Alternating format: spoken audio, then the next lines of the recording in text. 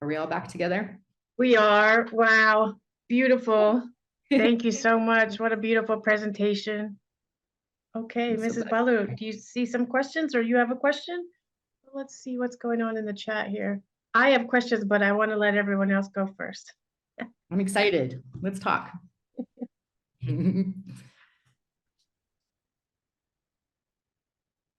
While we're looking over the chat, I'll just remind everyone and let everyone know that hasn't joined us before, there is a raise hand feature that Zoom offers. And if you want to come in and be a part of the dialogue, use that raise hand feature and we'll open your mic.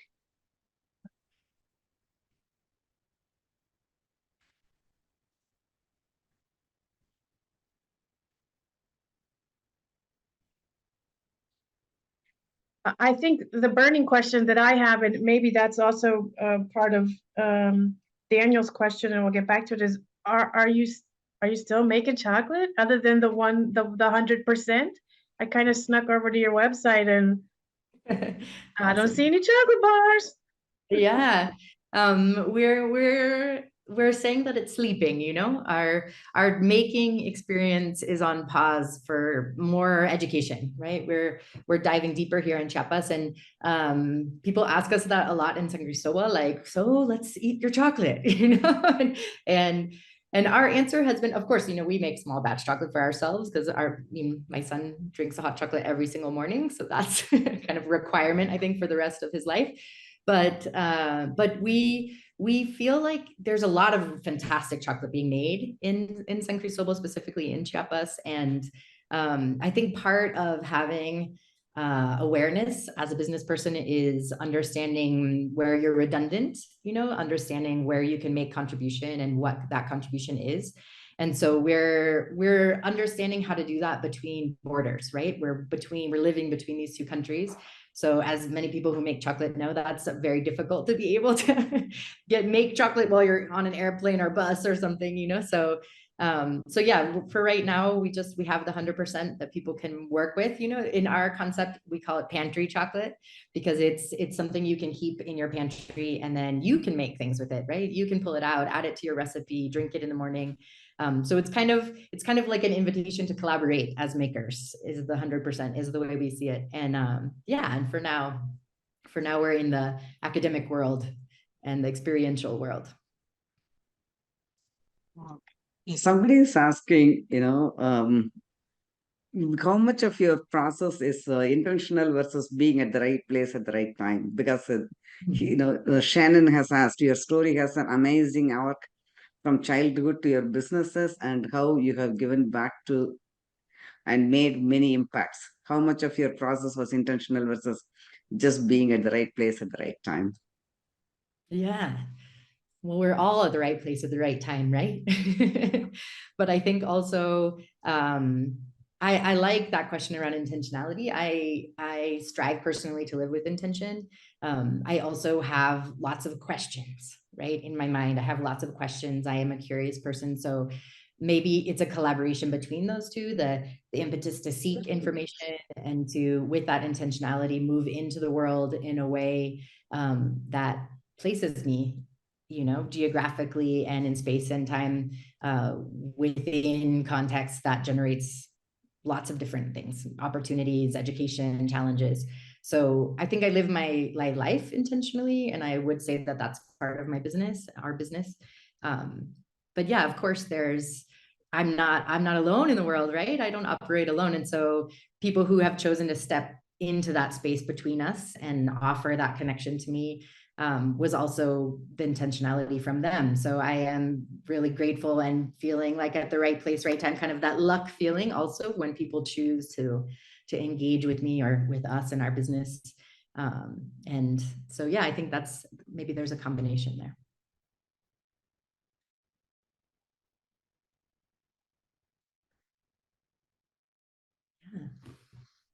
Okay, somebody's asked. Oh, sorry. Go ahead, Mrs. Bala.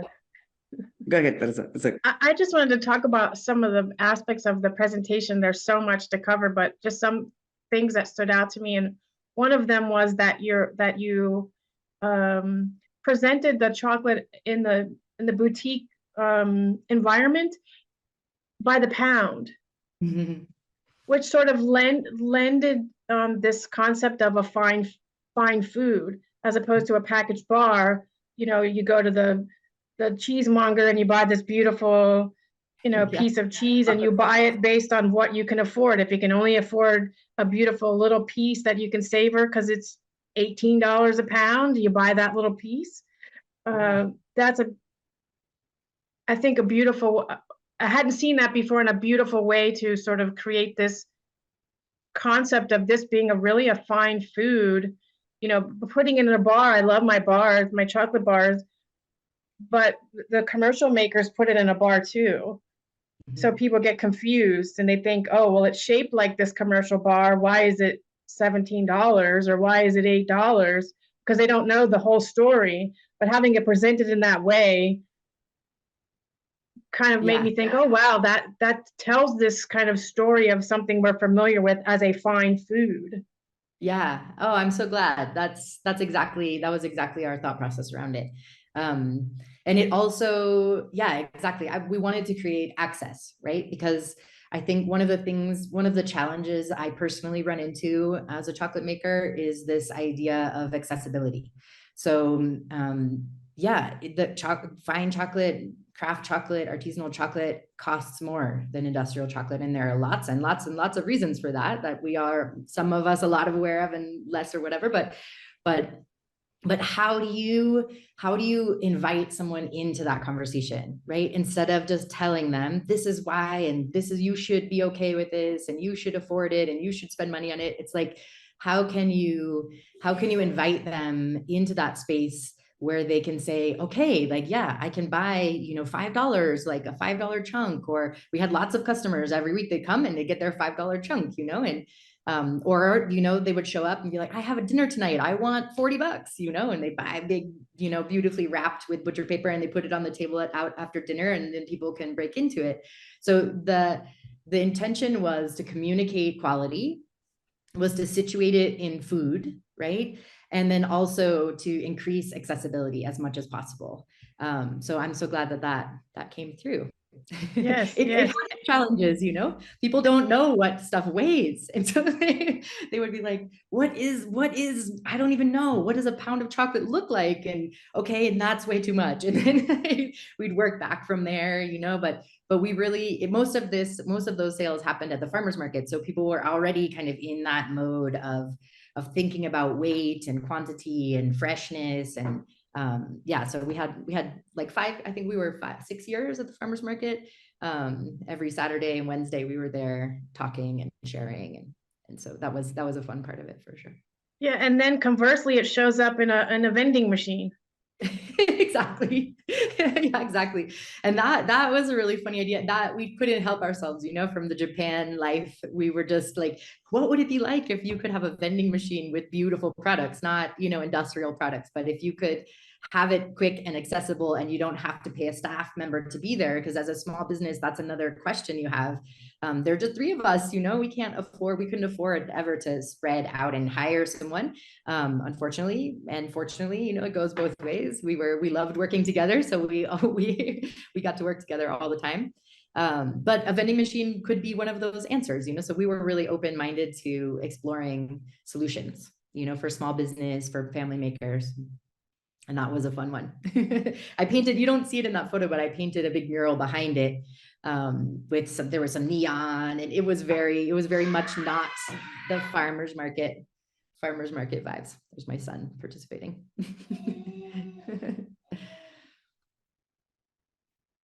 Were there some other questions? What happened to your Yes, I think Yeah, Mrs. we There want to you go. remind. Yeah, I want to remind everyone, if you want to, ask your question, please raise your hand. Don't be shy. As a business owner, you will be talking to strangers to sell your product. So think of this as a stage to learn, because there are only like 20 people here. So don't be shy. Just, raise your hand. Oh, I think Mirza raised the hand. That's how you want to. Sure. Let's see. Okay. You're able to open your mic.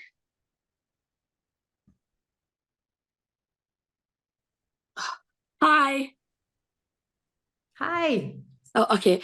It was amazing, like hearing your like the whole journey. It felt like I was living my dream. Like you lived my dream. Like I'm a chocolatier. I started as a chocolatier, but I'm also like interested in like the chocolate making part a lot, and I have like this feeling that I want to do both.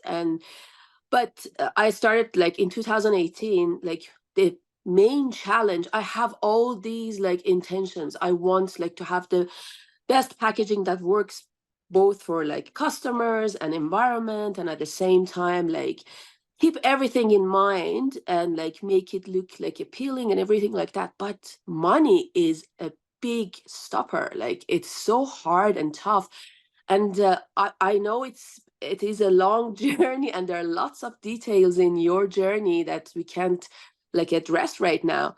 But I don't know if you can just give us an idea, like how long did it take like for you to make it profitable? Like how challenging is in that part? And I know it's kind of easier when you have a family business, that the whole family are like doing the same thing and they're like on the same page.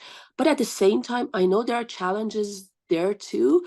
If you can just like give some ideas about that. And yeah, um, thank you for sharing your journey with us. Yeah, absolutely. Thank you for being here and sharing today with us. Yeah, packaging is a big issue, right? Like when we first started thinking about packaging, our first products were truffles, and truffles, as you know, as a chocolatier, like they are temperature sensitive. They're like they can get damaged really easily. They need to be protected. They need like so much care. And so you end up looking at lots of materials, and every material that you add to your packaging has an additional cost. And for your budget, but also for the environment, right? We're talking about after you eat those truffles, you have all this material left, and what do you do with it? And so, yeah, at the beginning, we were considering packaging that was reusable. That was our first thought process. So I didn't include it in the slide, but maybe next time I will. But we had long tins. So we had some like tea tins, maybe you've seen aluminum tea tins that can be reused. And so we would stack the truffles inside because it would protect them, but then you could use the tin afterwards. And but the cost around each individual tin was expensive. So it took a lot of experimenting. And I encourage everyone looking at a creative journey to be flexible in your mind. Like think about what is packaging and how can it function and what can it do afterwards. And we little by little got to the place. I mean, our next packaging was butcher paper, which was, recycled, non-dyed, brown butcher paper. And I would fold, I was a packaging person. So I was folding and folding and folding and folding and folding like every single piece of chocolate that we were selling or collaborating or leaving, at a retailer. And then, trying to do modular stickers, because one of the issues that chocolate makers come into when you're looking at packaging and considering packaging is volume. So if you're going to print a specific estate or a specific region with specific ingredients or percentages of sugars or additions, all of that gets labeled on your packaging. And then if you print 1,000 of those, and then the producer that you're working with doesn't have a harvest that year, or you lose the supplier of your pistachio nuts or something, then you have all this packaging that goes to waste, both as a resource financially, and then again, as lots of trash. And so that was always on top of mind for us. And we were always looking for ways to address that. So we did a lot of FedEx runs. I printed a lot of labels, like in 20 batches, at FedEx, trying to minimize that. But of course, you're looking at higher costs because of smaller volumes. So there is no perfect answer to that. I think it matters. I think the important first step is to identify who you're selling to, right? And how much of one product you want to make and how much access you have to the ingredients required to make that product before you commit to a specific packaging. And that looks different depending on where you are and your consumer base. But we ended up, our last packaging, the one that we are still utilizing today, is There's a company called No Issue that is special, and they've grown exponentially over the past few years. They have all kinds of products now that are forest stewardship certified, recycled papers, non-toxic dyes, compostable labels, all kinds of packaging for makers, very beautiful design possibilities. And they're a great team. So I would recommend them. They also offer some smaller runs. And they also, are international. So they have a team of people all over the world, which I am partial to that, as you might have noticed, having a kind of a global dialogue around what packaging is and what it could look like moving forward. I hope that's helpful. Do you have the one second, Mirzad, do you want to introduce yourself, where you're from, and what you do? Like, if anybody else wants to talk, you can also introduce yourself. Sure. I'm Mirzad. I own Hermana Chocolate chocolate business, and I make like handmade, handcrafted like chocolates, and I'm based in Calgary, Alberta, Canada. Awesome. We'll look forward to checking you out. Hermana Chocolates. Yes. And yeah, I don't know. I mean, I'm learning Spanish, and I'm like so into and like I love Spanish. That's why I picked that. But I mean, my main original language is Farsi, so I'm learning Spanish. Wow, that's awesome. Trilingual. So cool. It will just add to your ability to communicate with more and more people. That's fantastic. So some folks want to know what happened to the truck? Where's the truck? What's happening with the factory truck?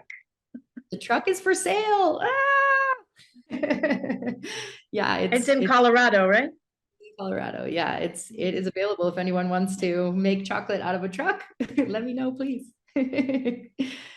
Yeah, it is part of our journey, exploring different realms. My husband, I mentioned, is a musician, so he has been following that path, and I'm following my academic anthropology path, and my sibling and other business member is also following an herbalism and spiritual path of their own. And so the truck is there parked, missing us, and we're missing it. There's already a buyer for it. Maria wants to buy it. Yeah, well, Maria, let me know. We can talk about it. Beautiful. Getting back to the bulk, the chocolate, sort of slabs. Someone wants to know, how did you package that? So I came in and I bought my 1 pound piece of chocolate. How did you package it? Yeah, I packaged it with we packaged it with butcher paper. So we found a really beautiful on eBay butcher paper dispenser, antique kind of butcher paper that was vertical, so we could have it on the counter, and we would weigh out the chocolate and tear off a piece of butcher paper, lay it flat, place the chocolate, wrap it just like you would at a nice deli, or at a, like you mentioned, fine cheese or jamon, and tie it, with some raffia, and people would take it away. And if people wanted to know, like but where was this cacao from? We made handwritten tags, and we had some other material that we could include with it, especially people wanted to give it as a gift. So it was modular, so we had pieces that we could fit together depending on the customer and what they were looking for and what they needed. We also did that with restaurants. So there were a couple of restaurants who we did some custom displays for them, and then they sold the chocolate by the pound like that too. Actually, at a butcher shop, they had a big chocolate display for a while, which was really fun.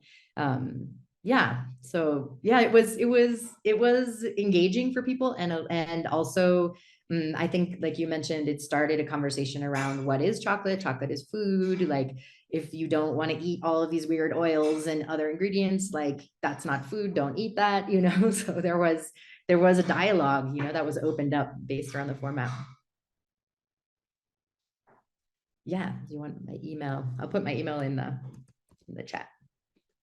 Oh, some folks want to know, do you organize farm tours, arrange for ecotourism, for folks that are interested in learning about Mexico as an origin?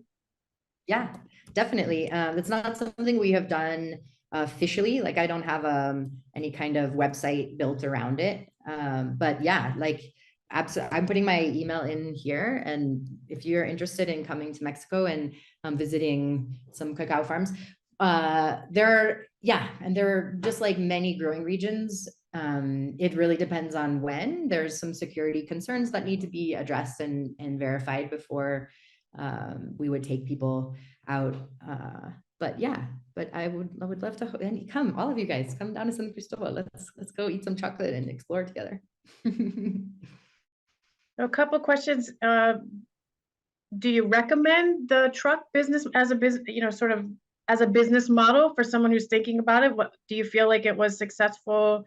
And then the other question is, how long did it take you for that part of the business? Because it sounds like the business has been modular also.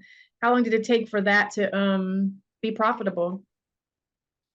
Yeah, so the truck was a response to a couple of local issues, so depends on your region and the kinds of challenges that you're facing in your region.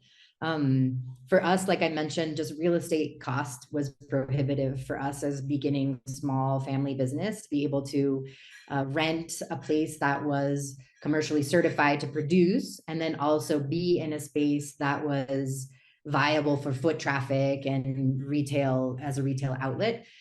So that's why we landed on the truck. And there are pros and cons to every business model, right? Like the truck was extremely satisfying to build and to create and to craft, and was our it held us and our business so beautifully. And of course, when you are like, you're going to talk to anyone, any food truck business or any mobile business, and they will tell you that before anything, you're going to be a mechanic, like whatever it is, the business going on, it's a truck first. And so you have to be open and willing to understand and come from that place that it's not a building, it's a truck, and a truck has all kinds of maintenance needs that are very unique and specific to a truck. And then also, and also stuff goes wrong. We replace the transmission, just normal car vehicle questions will come up. So there's that challenge. You have to be willing to embrace that piece of the challenge. And the flexibility it gave us really allowed us to be adaptable to what people were looking for. So our consumer base, as we started a new business, it's difficult to understand what people actually in your area want to spend money on and what they will buy for you to become a profitable business, right? Because this is not just as much of a labor of love and as an interesting engagement intellectually and through the senses, it is a business as well. And not those final kinds of sustainable moments of, do you have enough money to sustain the business to move forward, have an impact on how much you can be supporting a producer, right? And if you cannot make money, then you can't support a producer making money. So that's a very important part of it. And for us to be able to be as adaptable as possible, we could go to weddings, or we could be hired for, pop-up events, and we could fit into the food truck world, but we could also fit into kind of a specialty event world. And like I mentioned, the farmers market was hugely successful for us. That was consistent, that provided a consistent income, which is really important. If you talk to any food truck person, like, there is a lot of inconsistency because you are not a building, because people don't know where you are all the time, because you're moving around. So having a relationship, I would highly, if you plan to go down this path, I highly recommend building relationship locally, that you can collaborate with, and that you can spread the networking, around where you are, and whether that's social media or through websites, newsletters. You're in some ways a little bit atomized, right, as a mobile unit. And so collaborating, connecting, is like finding a port, in the ocean. It's important. You can enjoy the ocean, but at some point you have to land somewhere, and you have to dock. And so building that community in your local space is important when considering this model. There's another question in that regard. Sharon pointed out that basically the truck was a rolling commercial kitchen. So can you talk a little bit about any hurdles that you faced with the county, with the state, for operating and procedures, licensing, things like that? Yeah, absolutely. Yeah, when we first started the business, our original idea was to be completely self-contained. So in order to do that, based on our local regulations, you have to carry a lot of water. You have to have enough water to fill and drain a 3-compartment sink every shift, and for us, that is such a bizarre term because we're just working all the time. There weren't really shifts. You're a family, so you're like, okay, I'm going to go in and do this for 3 hours and then leave and then come back. So, but based around those regulations, water became the main issue for us. We couldn't balance enough weight to carry the kind of tanks that you would need to carry for that much volume of water. And so what we ended up doing was a hybrid model. So everything inside the truck was certified. We have stainless steel and we have, professional equipment. What we needed to be, we needed a port, right? We needed a port, and that port had to be a commercial kitchen, much like a food truck would use. So even though we didn't need to use the commercial kitchen, we didn't have any of our equipment inside the commercial kitchen. We didn't even have any storage needs or any of that. We collaborated, we partnered up with a local commercial kitchen that was specializing on caterers and food trucks. And negotiated with them a parking spot so we could park the truck, because that's another conversation. Where the physical truck will be is another conversation. So we negotiated with them a parking space and a plug to connect with electricity. As many of you know, chocolate grinders go 24 hours, they're a consistent, it's not a plug in and out, during a commercial kitchen shift. So those were some of the hurdles that we overcame in our thought process around that. And as a result, it was actually quite beneficial because we could network with other people around events. They say, oh, I have this event and they need a dessert, they need a dessert truck or something. So we got some business that way too. But basically what it looked like was a legal requirement for us. We were parked out back of the commercial kitchen, producing chocolate in our truck, 100% like self-sustaining from that perspective. And then we would do dishes inside the 3-compartment sink inside the commercial kitchen. So that was the balance we made.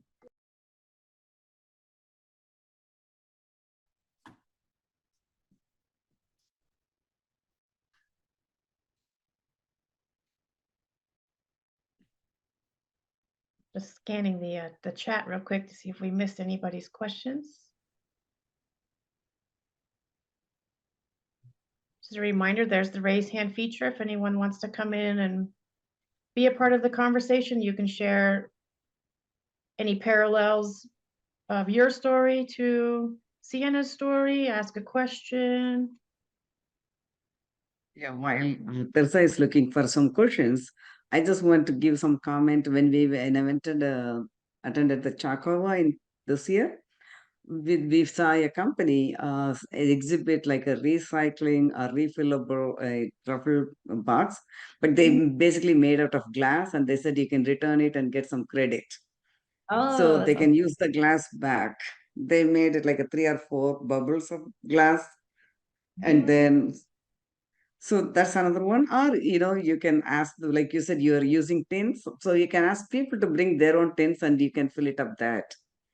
yeah, So you that's can great. just put some paper there, underneath. You can put that butcher paper to line the tin, Yeah. and that could be another option. Yeah.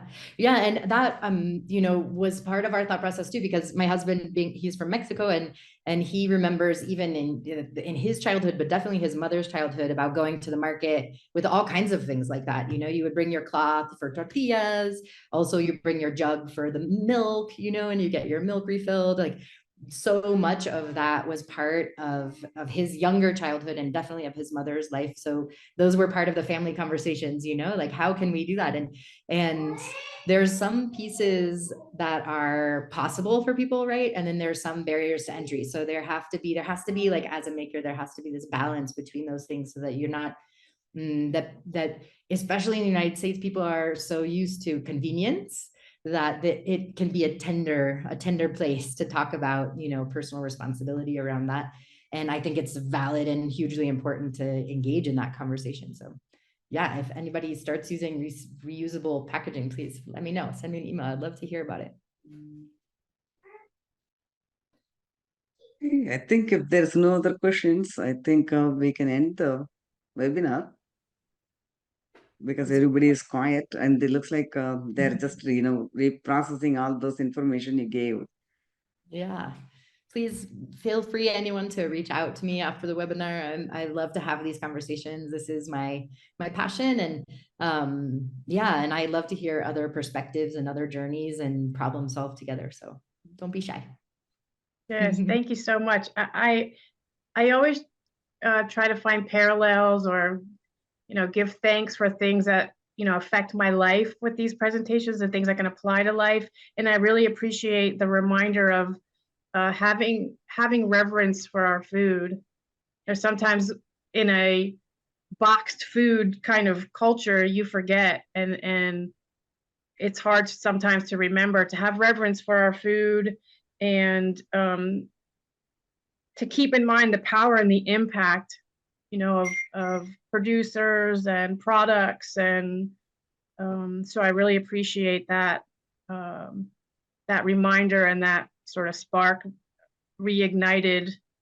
So thank you for that. It's awesome.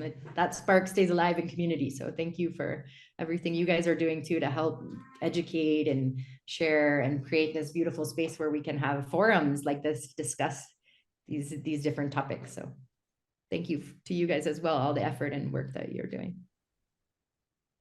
Yeah, we thank you all the participants also, because without the participants, these webinars are, they don't have any meaning, right? Because we can just talk all day, just three of us, but you know, when you share your story and it inspires other people, that makes us happy, because we all have live in an interconnected world. Everybody is affecting somebody in some way that you may not know. It may not be today, but maybe some years past or in the future, you'll say, "Oh, that's where I heard."